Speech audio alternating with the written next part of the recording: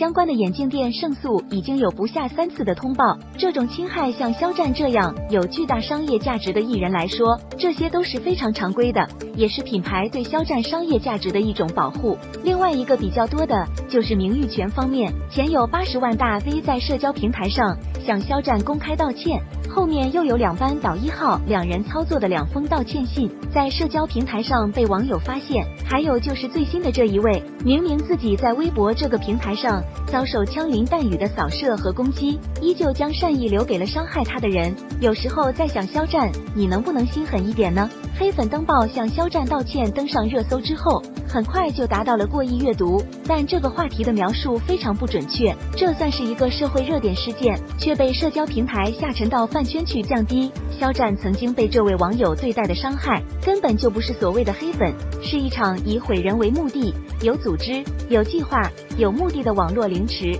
对他们的所作所为罄竹难书。